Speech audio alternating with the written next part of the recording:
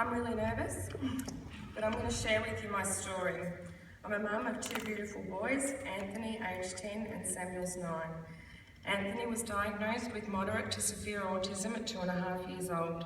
His doctors told me that he may never speak and to enrol him into a special development school. I decided to resign from my career in the financial sector, and we began our journey in a whole new world, a world of autism. We spent more time in doctors' and therapists' rooms than we did at a park or going to playgroup. And at this time I found that I needed a hobby, so I started doing nails from home. A beautiful friend of mine, my adopted sister Natalie, volunteered as my model. She was a pleasure pig. Natalie took me down a spiritual path in a time of need. She taught me to trust the mystery. She taught me to believe in myself, and she taught me that everything you do it with love. She also taught me to drink wine. My world changed. She passed away suddenly. Life continued to challenge me. Only 5 weeks after that, my marriage broke down for many reasons, and I was alone with 2 boys, one with special needs. Anthony was 3.5 years old, and his case manager suggested that he live part-time in a respite home. To me, this was not an option, so I reluctantly chose to medicate my child. 2 weeks later, he started to speak. For the next few years, we worked closely with specialists to help us achieve Anthony's goals. And at 5.5, when we did his assessment to determine which school he will be placed, his IQ was in the top 10% of the population.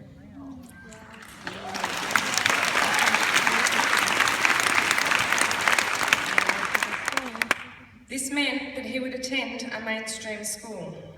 He attended 2 hours per day, 4 days a week. So I went back to the bank 2 days a week, but I was a carer with a special needs child and it was not sustainable.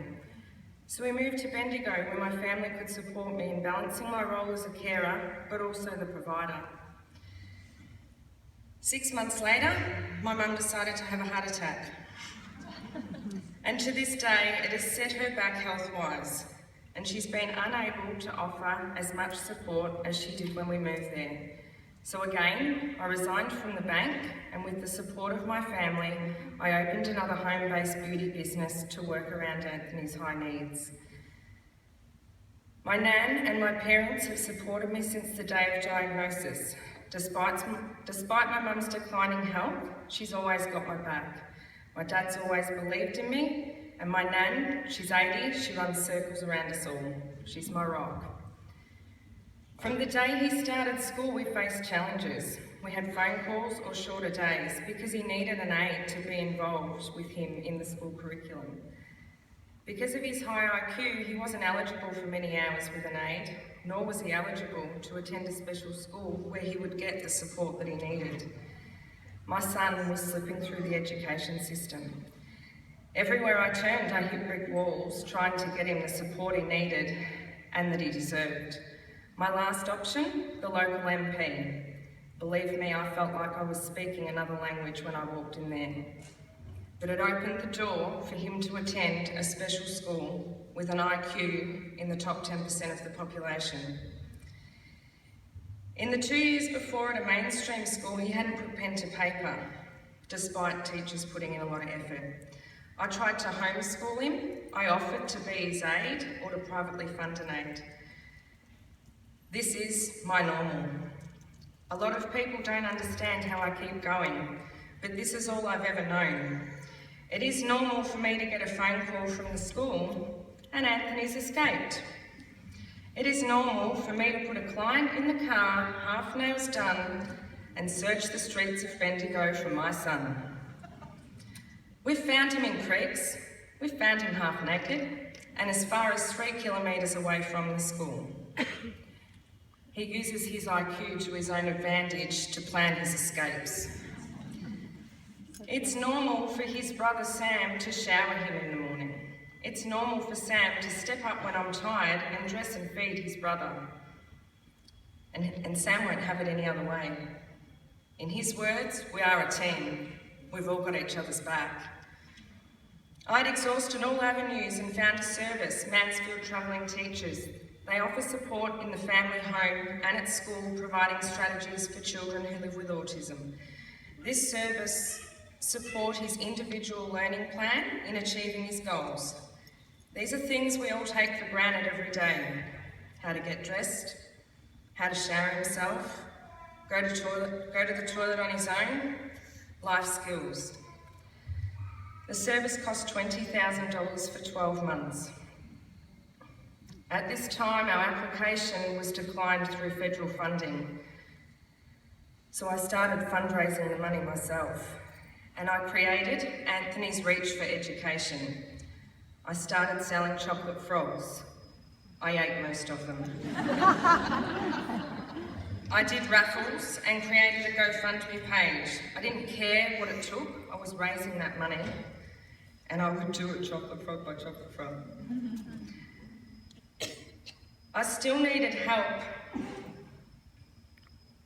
I needed to wait until I got the money together for the $20,000. So I started searching for a private tutor, and finally I found one. Her name was Nikki. I told her my story. We enrolled the boys, and when I was leaving from the Kumon Tutoring Centre, she said, "I can help you. I have an opportunity that will change your life. It's a skincare range, you could use it in your salon." She called me that night. I spoke with Nikki again the next day, and she said, "Hang on, I've got to get this lady on the phone. She's awesome." Martine joined us.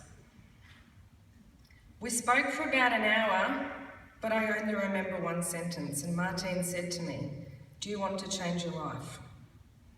Of course I did. I had to help my son. So I increased my credit card limit and joined on a builder pack the next day. Through my exhaustion and slight excitement, I couldn't even remember the name of the company that I'd joined. But I was calling all my friends and said, "You have to come to my house tomorrow." We had a presentation the next day. I trusted a stranger. I'd never met Nikki before. I followed her blindly, but I'm true to my word. Nikki, where are you? Hello. She's a police officer, she can't lie to me. On the 7th of November 2015, I extended my family. Nikki shared the gift and we began our Nucerity journey. Anthony has eczema on his legs and regularly used cortisone cream. We tried everything, his legs used to bleed. The Royal Children's Hospital recommended bleach baths. After 2 days of body silk, I saw a huge difference. Then after rolling, the results were amazing. Anthony refers to Skincerity as breakthrough technology cream. Sam declared his jealousy that he didn't have eczema. So whenever he gets a mozzie bite, a cut or a splinter, and I'm not sure if he does these things on purpose, he gets very excited it's his turn to roll. Nucerity has given me hope for my children's future. The people I've met are absolutely phenomenal. The support is moving and so inspiring. Paula, I knew this woman for 6 weeks. She flew down from Sydney and came to Bendigo. And all the girls put on a fundraiser for Anthony's Reach. And it was a lot quicker to do a night with you girls than to sell chocolate frogs, let me tell you. Each and every one of you pulled together and showed how much strength we have as a community when we're a team. Nikki, you are so inspirational, passionate and selfless. Nothing is ever out of the question. You just get it done. We are all so lucky to have you as our mentor and in our lives.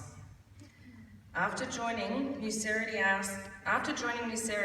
Anthony asked me for Phyllis's surname because he needed to research the science behind the breakthrough technology cream.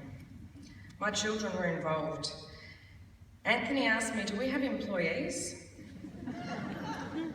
I said, we have a team of 6. And Sam replied, make that 8, you've got us.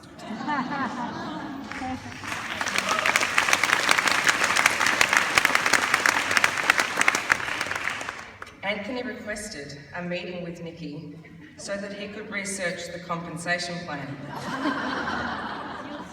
He was still sceptic.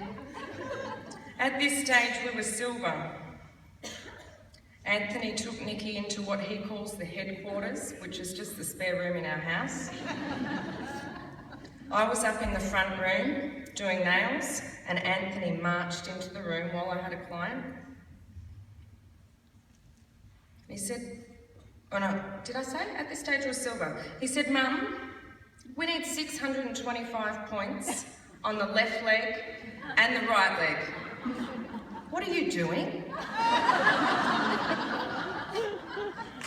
He turned to my client and said, are you in? She agreed, and he said, great, I'll need your credit card, and he came back with the enrolment form.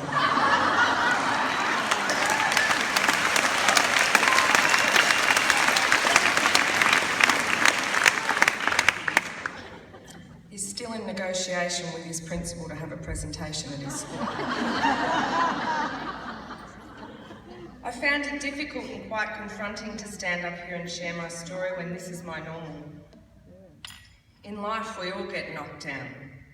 Make your why bigger than your knockdown, and you'll always get back up.